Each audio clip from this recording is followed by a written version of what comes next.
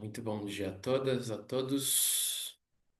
Vamos dar continuidade aos nossos estudos. Estamos seguindo com o capítulo número 6 da Bhagavad Gita. Então, nesse trecho, que é ainda o começo do capítulo, né? Krishna ele já falou várias coisas. Então, ele falou especialmente, né, sobre o fato de que o Karma Yoga e o Jnana Yoga convergem, tá? Nessa imagem do yogi, que é também um sannyasi. Tá? O que significa que o yogi é essa pessoa que atuando no mundo, né, fazendo das suas ações uma oferenda ao mundo, ele se desapega dos frutos. Então, Krishna, ele sintetiza o Karma Yoga e o Jnana Yoga nessa postura.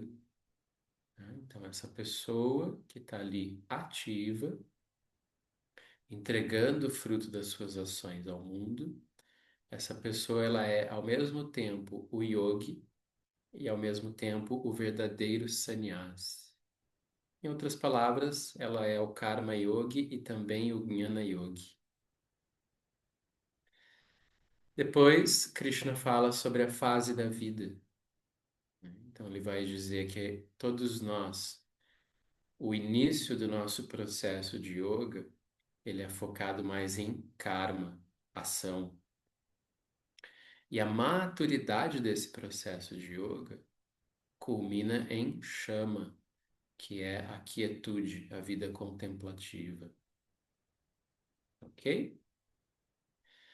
Depois, Krishna vai falar sobre a relação da pessoa com a sua própria mente. Então, ele diz que o yogi é essa pessoa que trabalha constantemente, como ele usa o termo, né, dita, para conquistar a sua mente, fazendo dela a sua melhor amiga. Né? E aí ele diz que se a gente não tem esse cuidado com a nossa mente, corremos o risco de que a nossa própria mente se torne a nossa pior inimiga.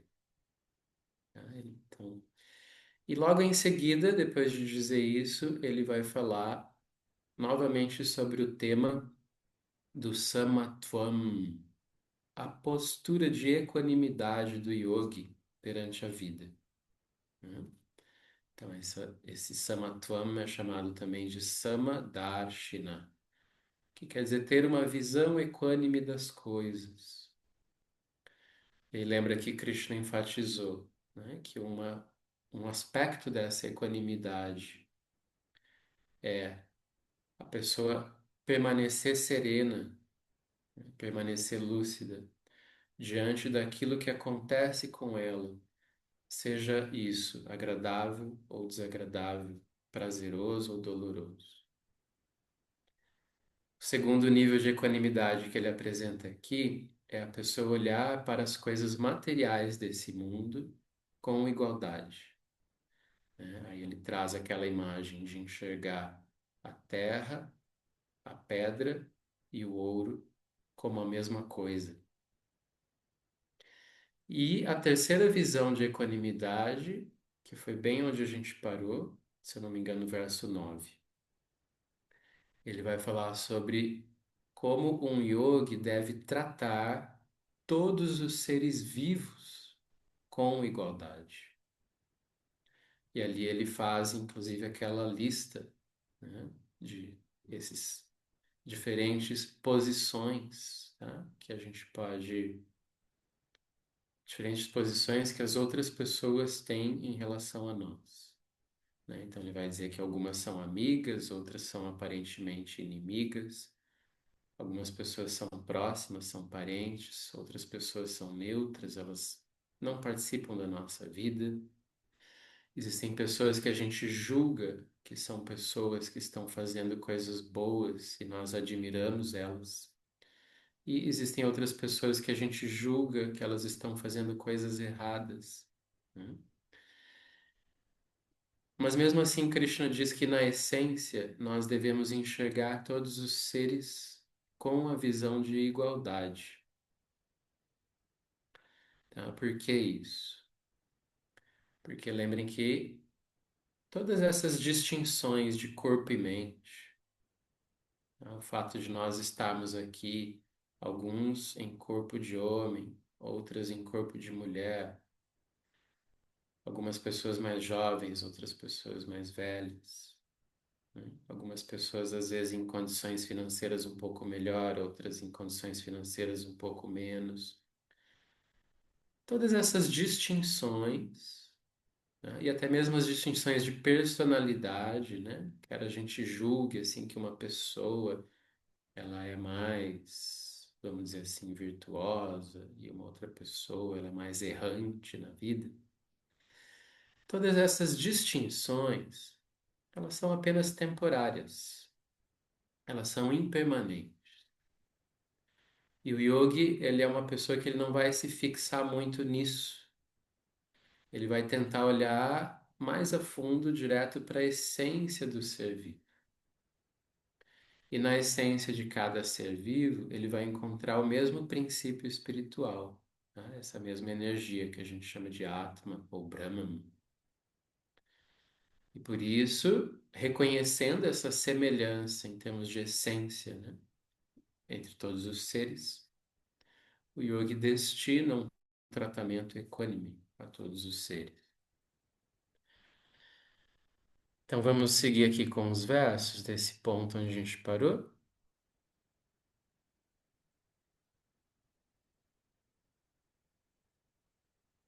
Esse aqui é o tamanho certo, né, Solange? Então, isso mesmo, né? Era o verso 9. Então, Krishna está dizendo que esse yogi, né, ele tem esse sama, agora ele chama de buddhir.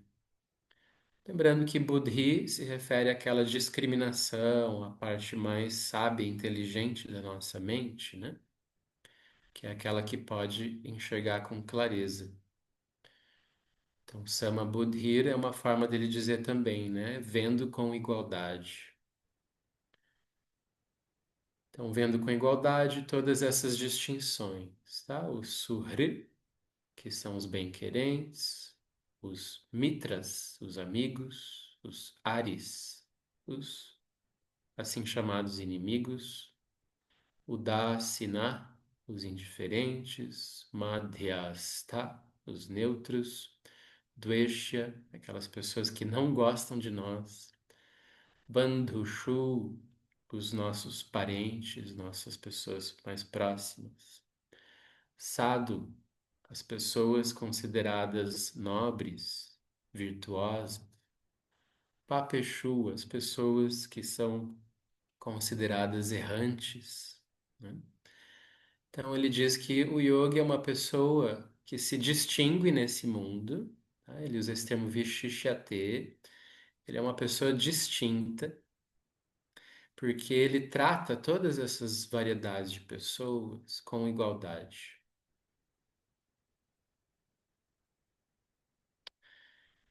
Então vamos ao verso número 10.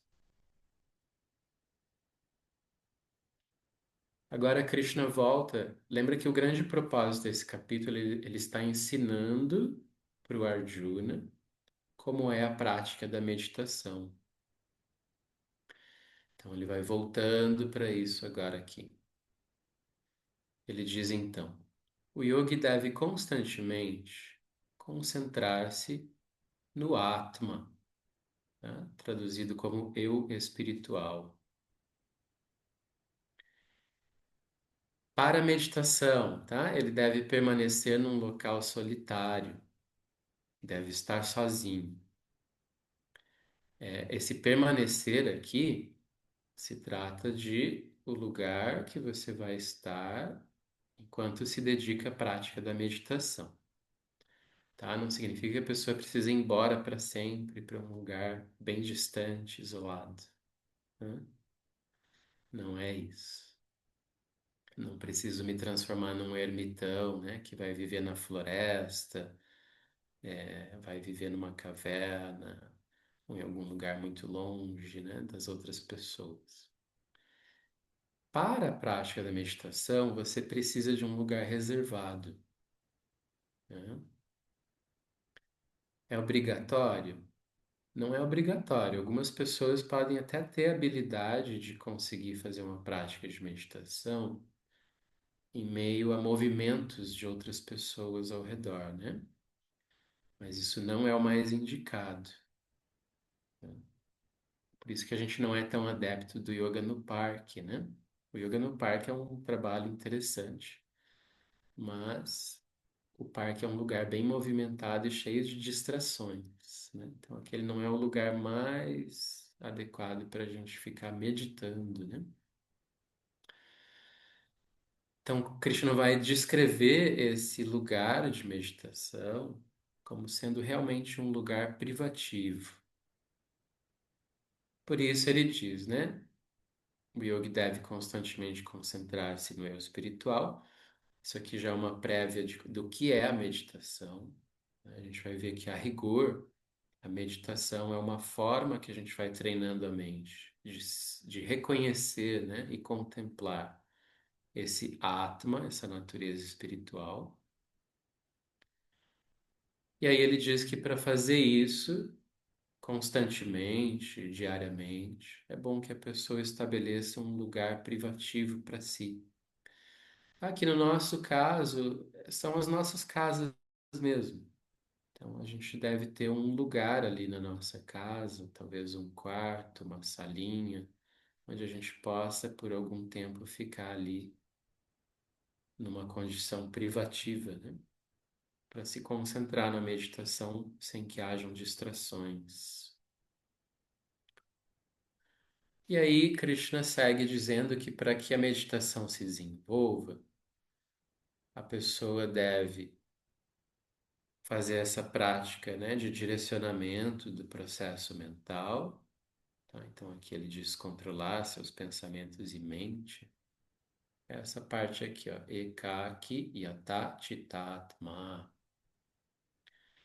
E ele diz que a pessoa ela deve cultivar aquele sentimento interno de nirashir, ou seja, ela deve estar serena, ela não deve estar com a mente acelerada devido a tantos desejos que ela fica alimentando, né? Então não adianta a pessoa, ela não tem como entrar nesse caminho de meditação e fazer isso sistematicamente, se o resto do tempo ela está excitando muito a sua mente com muitos desejos a realizar, né? Aí ela vai estar ali meditando, mas já pensando em logo ir para o shopping fazer compras, né? Ela está pensando assim, ai, deixa eu acabar essa meditação, porque hoje eu vou na concessionária comprar o meu carro do ano, né? Se a pessoa ficar assim muito fissurada em desejos o tempo todo, somente ela não vai conseguir alcançar essa serenidade meditativa. Por isso ele diz que o yoga é uma pessoa que pacifica esse fluxo dos desejos, né? Então o termo aqui é nirashir. E o outro é, que vocês já conhecem, a gente já falou também, a parigraha, que é a pessoa se liberar um pouco do senso de posse, de apego às coisas, né? Ou mesmo posse às pessoas, né? Nesse momento em que a gente vai meditar, a gente tem que ter pelo menos uma tranquilidade, uma confiança, de deixar que o mundo siga um pouquinho sem nós, sem que a gente esteja interferindo ali no mundo, né? Então, sair dessa postura de apego, de controle sobre tudo, é necessário para que a gente possa fazer uma meditação. Então, por isso, Krishna enfatiza isso aqui, né? Nirashir, livre de muitos desejos, e aparigraha, sem ficar vibrando em cima do seu senso de apego e posse. Ok?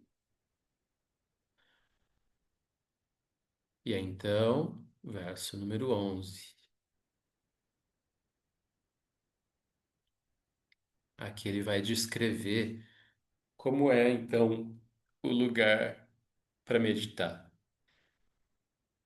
Aqui a gente tem já, assim, um retrato um pouquinho mais histórico, né, de como era isso lá nos tempos clássicos, na antiguidade, né? Até hoje na Índia algumas pessoas fazem isso, mas a gente já vive num contexto urbano que não nos permite fazer uma sala de meditação com todos esses detalhes aqui que vocês vão ver, né? Então, o que que ele diz, né? Ele diz, primeiramente, a pessoa deve estabelecer um lugar que seja sucha, limpo, né? Até aí não tá difícil, né? Todo mundo pode dar uma limpadinha ali na sua sala de meditação dentro de casa, né? Deixar tudo bem limpinho. Aí ele vai dizer Sthiram Asanam. Lembrem que a palavra asana, ela pode indicar tanto a nossa postura física, né, a nossa forma de se sentar para meditar, como asana também pode indicar o assento, a coisa que a gente usa para sentar em cima, né? Então, quando ele usa esse termo Sthiram Asana aqui, ele está dizendo que a gente deve ter um assento firme. Isso pode ser sentar numa postura de corpo que é firme, mas também ter uma coisa para se sentar que nos dê estabilidade, ok? E aí ele diz que esse assento, ele não deve ser nem muito alto e nem muito baixo. Então aqui, como eu disse, né, remonta a esse aspecto cultural de que tradicionalmente os yogis, os asiáticos, né, que desenvolveram isso, eles se sentavam no chão, no chão que eu quero dizer assim, eles se sentavam em posturas de pernas cruzadas. E aí, usando algo, né, para repousar o seu quadril, esse apoiozinho, né, ele não deve ser nem muito alto e nem muito baixo, né? Ele deve estar numa altura suficiente para erguer um pouquinho o quadril da pessoa ali em relação às pernas e facilitar a postura ereta do tronco.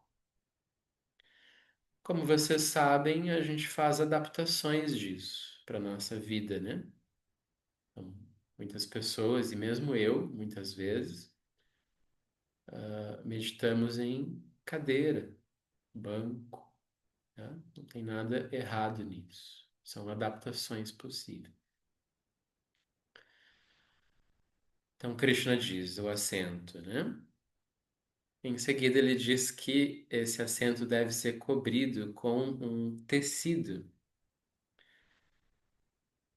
e uma camada de pele de veado, tá? Essa parte vocês podem deixar de lado, tá? Ninguém precisa sair por aí procurando pele de veado para colocar no seu assento.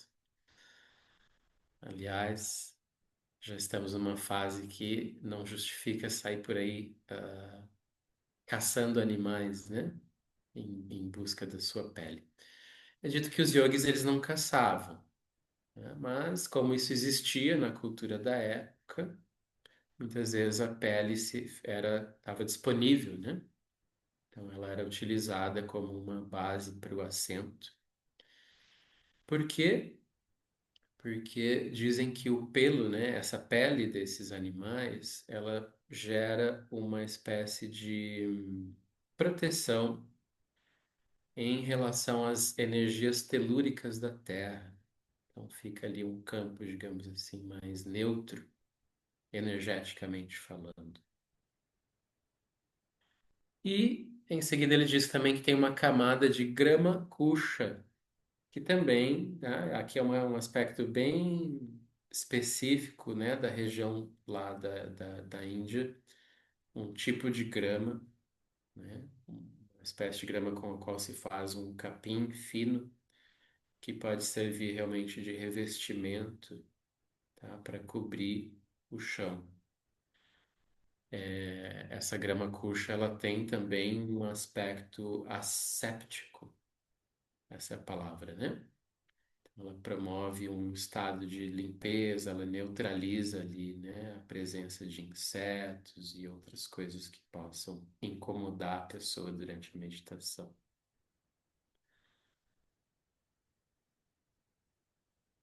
Em seguida, ele continua explicando, né? Aqui ele fala agora sobre a atitude perante essa postura, né? Então ele diz: estando ali sentado, com a mente concentrada e mantendo os sentidos sob controle, o yogi deve praticar o yoga, né? Ele usa esse termo aqui mesmo, yoga, né? Para Atma Vishuddhaye, que a gente vai traduzir aqui como uma autopurificação. O que é essa autopurificação? Tá? Não se trata de necessariamente, não é purificação no sentido apenas moral, né? Como se fosse assim uma expiação dos meus erros, né? Essa autopurificação é a erradicação da ignorância. Né? Essa erradicação dessa ignorância que a gente já falou muitas vezes, que é esse estado ilusório, né? Foi chamado aqui nesse capítulo também de Sankalpa, que é o fato de que nós acreditamos que nós somos essa identidade egóica que a gente tem aqui agora. Nós acreditamos que nós somos esse corpo material temporário. Isso é um estado de ignorância. Tá? E quando ele fala sobre autopurificação, ele está falando sobre a erradicação dessa ignorância, que é o propósito da meditação. Tá? Porque o que que a meditação vai nos trazer? A visão clara de quem nós somos. Ok? Então, para isso exige, né, o local, a postura do corpo, a concentração da mente, o direcionamento dos sentidos. Tá? Então, tudo isso envolve ali o processo meditativo, né?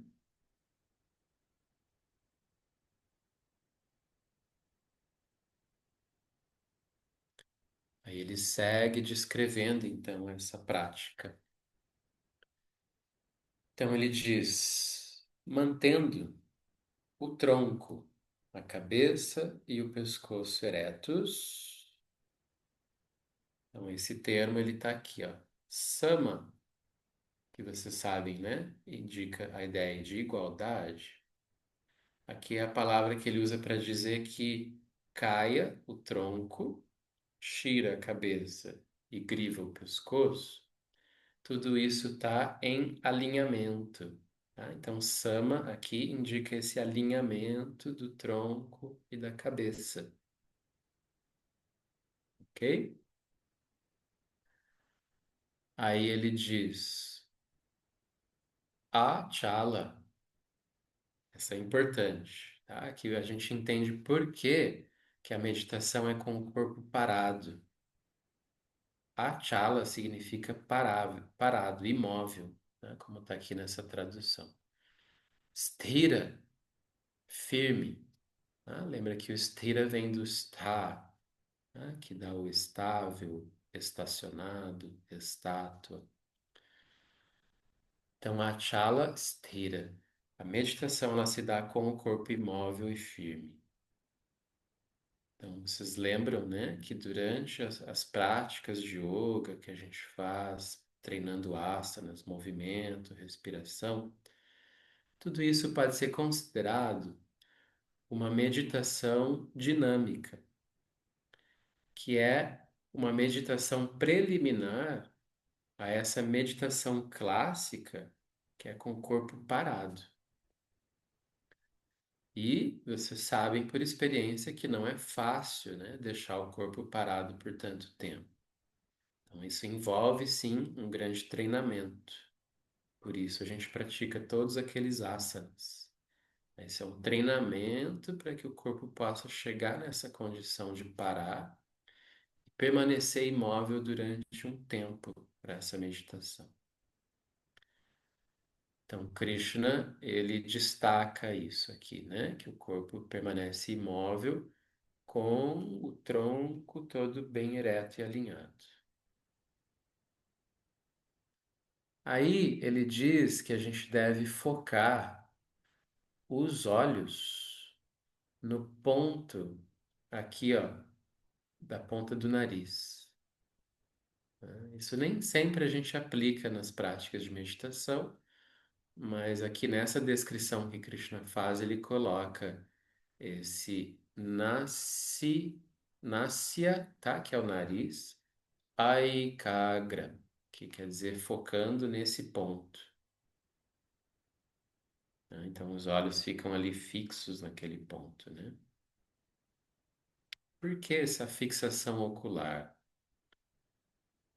Essa semana mesmo a gente estava falando sobre o sono nas aulas aqui presenciais. E como vocês sabem, quando a gente está sonhando, os nossos olhos ficam se mexendo, não ficam? Tanto que eles são chamados ali de sono REM, né? Que é REM. É uma sigla que em inglês significa Rapid Eyes Movement, que significa movimento rápido dos olhos. Então, o que acontece? Existe essa equivalência entre a atividade mental e o movimento dos olhos. E mesmo aqui no estado de vigília, a gente está movendo os nossos olhos o tempo todo, dependendo do que a gente faz, né? Se a gente para pensar, o olho vira numa direção. Se a gente para observar o mundo, o olho vira noutra direção. Se a gente tem uma dúvida, o olho vira numa direção. Tem gente que é inclusive especialista em ler, né, esses movimentos dos olhos para entender o que está acontecendo ali dentro da cabeça da pessoa. Então, na meditação, como se trata de estabilizando o fluxo mental, reduzindo as dispersões da mente, a gente muitas vezes usa essa técnica de fixar o olho num único ponto. E aí mantém o olhar naquele ponto, né? É uma fixação ocular. E aí Krishna enfatiza isso ainda, né? Então ele diz Swam Dishascha Navalokayam. Então esse loka, lembra que quer dizer lugar, né? Então quando ele diz aqui Anavalokayam Disha, né? Disha quer dizer olhar, Anava, louca, para nenhum outro lugar, né? Então a pessoa foca a visão naquele ponto e não desvia mais o olhar para nenhum outro lugar, né? Essa é a maneira como ele descreve. E para finalizar a aula de hoje, vamos ver também o verso 14, que está praticamente junto aqui. Deixa eu só ver se eu consigo deixar o sânscrito e a tradução. Não.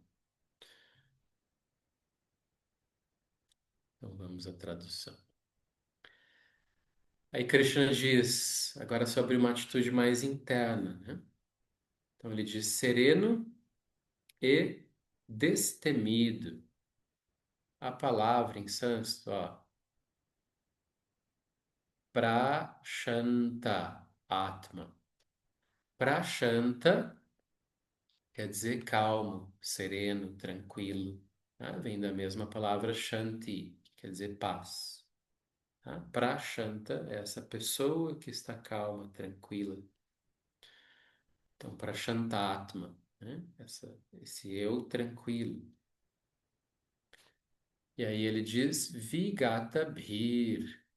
Então, Bhir é uma outra palavrinha que indica o medo, tá? A palavra que a gente mais conhece é Bhaya, medo. Então, Vigata Bhir quer dizer assim, destemido, sem nenhum medo, né? Em outras palavras, com confiança, com coragem. Depois ele diz Brahmachari Vrata Sthitaha. Então ele diz Sthita, essa pessoa ela está firme em Brahmachari Vrata. Vrata é uma palavra que quer dizer literalmente voto, tá? Você faz um voto, você mantém uma postura, né? Qual a postura de Brahmacharya? Então, essa palavra brahmacharya a gente já explorou em outros momentos. Vocês vão ver aqui traduzido como sendo diretamente a ideia de celibato, né? Ou seja, para que a pessoa ela esteja ali dedicada mais a fundo à prática da meditação, ela pacifica, né? Acalma ali temporariamente a sua vida sexual, né? Então é muito comum isso. Por exemplo, se a pessoa vai para retiros, períodos em que ela vai se dedicar mais a fundo à meditação, geralmente ela mantém, né, essa vida sexual ali mais neutra, tá? Porém, como vocês sabem, a palavra brahmacharya ela é mais ampla do que só essa ideia de celibato ou abstinência sexual.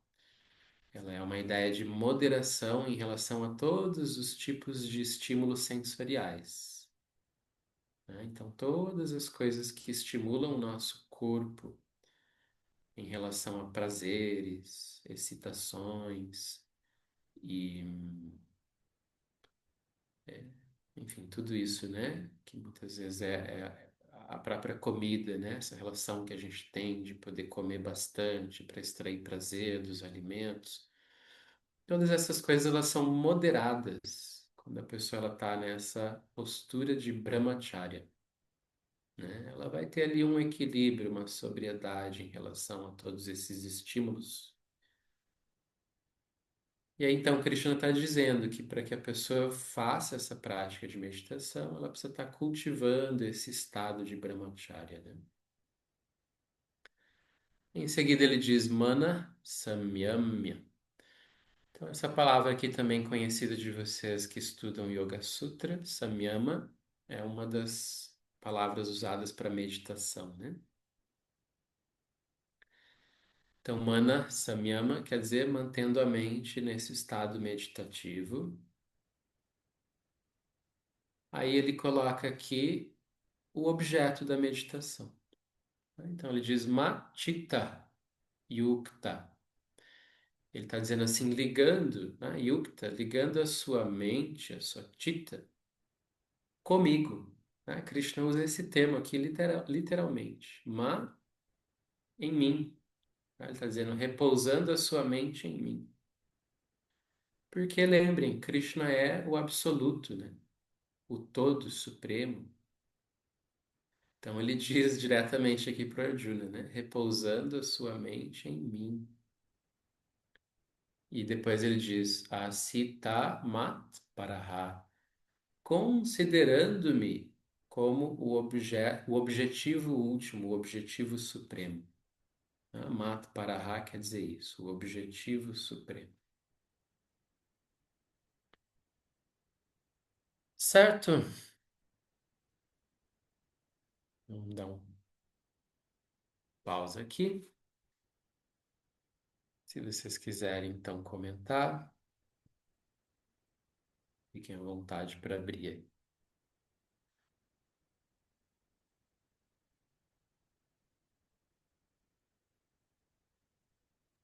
Marcos, ali no anterior ele vai dizer para a gente se concentrar no eu espiritual, né? E depois ele muda o objeto. É Agora? uma boa questão. Aham, sim. O que acontece na prática é que o objeto continua sendo Ishvara, né? Só que num primeiro nível, essa meditação em Ishvara, ela traz o reconhecimento do eu espiritual. Esse é o nível de Jnana ali, né? Mesmo no Yoga Sutra, a gente entende quando ele fala sobre Ishvara Pranidhana e ele descreve a prática de Ishvara Pranidhana. Inclusive, ele descreve de uma forma bem precisa, igual ele faz aqui. Ele diz que o Ishvara Pranidhana, ali no primeiro capítulo do Yoga Sutra, é a recitação do nome de Ishvara, que ele chama de Pranava, né? E que a gente sabe que pode ser Om, ou pode ser outros mantras que têm esse mesmo significado. Então, a meditação ela é feita direcionando a mente para esse Ishvara, né? Ou para esse Brahman, essa ideia desse espírito absoluto. E aí, num primeiro nível, a realização dessa meditação é a realização do Atma, né? De que eu sou esse Atma, esse Brahman.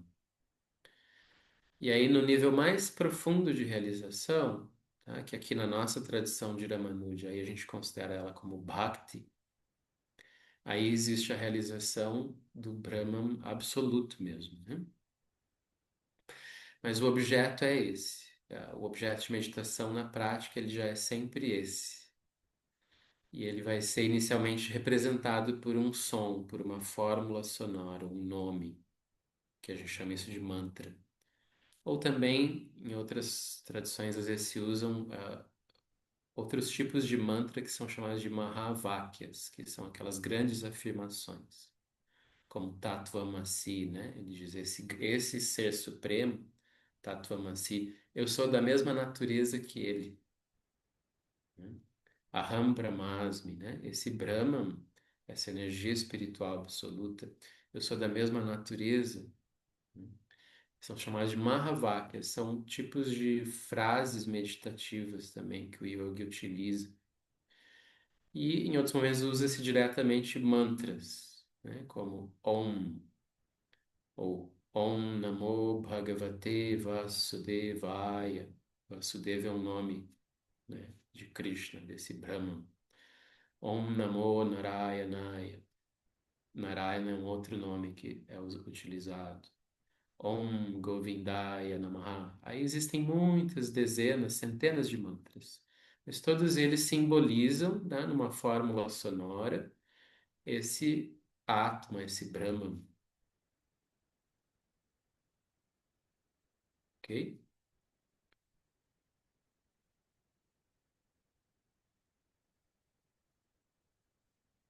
Marcos,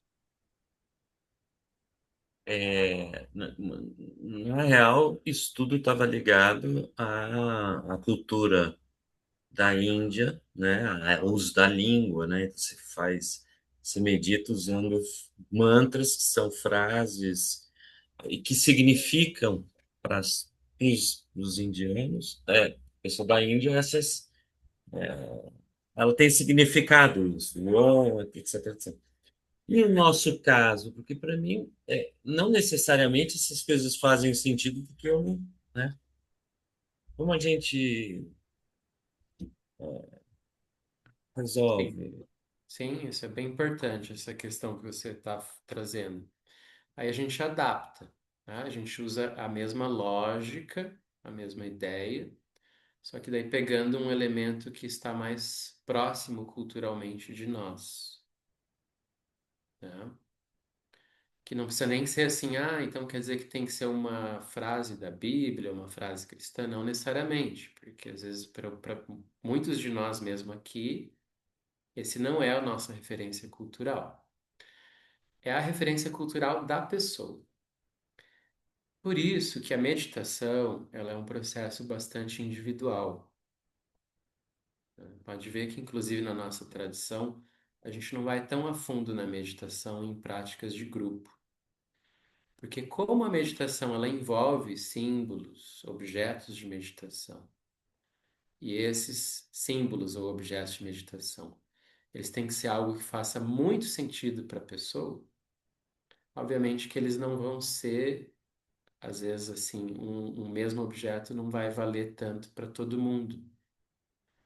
Aí às vezes a gente usa algumas referências de coisas que são mais comuns a todos, por exemplo, o sol, né? O sol ele pode representar esse Brahman, esse Atma de alguma maneira ali como uma fonte de vida, uma fonte de consciência, porque o sol, como a gente diz, é para todos, né?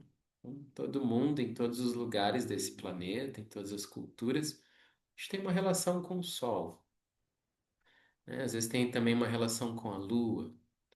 A gente pega, às vezes, elementos que são mais universais. A própria respiração é muito utilizada, né? Todo ser vivo respira, isso não é de uma cultura específica. Então a gente vai por caminhos assim muitas vezes, né?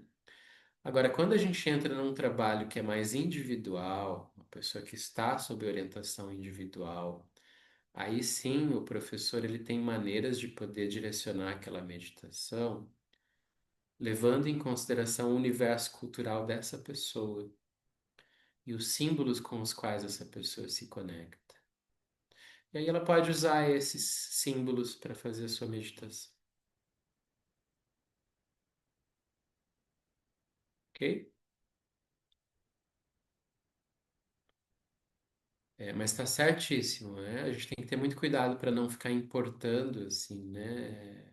A estética de uma outra cultura, achando que aquilo vai funcionar para gente. Todos os bons professores de qualquer tradição, eles tomam esse cuidado. A gente vê no próprio budismo acontece a mesma coisa, né? O budismo tibetano, por exemplo, ele tem uma estética fortíssima ali, relacionada com deidades, com nomes em tibetano, com mantras em tibetano. E não adianta você querer só importar isso e replicar assim, né? Você vai ter que, assim, traduzir isso, né, para uma linguagem que faça sentido para as pessoas aqui.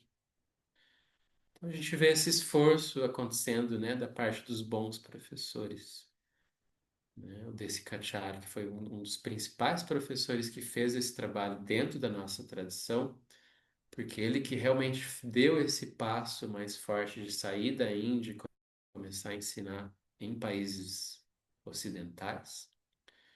Ele fez um trabalho assim gigantesco em traduzir essa linguagem, né, para o universo cultural desses lugares, né? E a gente tenta seguir esse exemplo e tentamos de alguma forma também ir nos aprimorando, né, nessa habilidade. Pode ver que mesmo aqui nessas aulas que eu dou para vocês, eu não fico colocando um monte de quadro de deidades hindus e assim começa fazendo um monte de orações em sânscrito e coisas ritualísticas, né? Não, estou aqui só assim destrinchando o significado, né, do texto.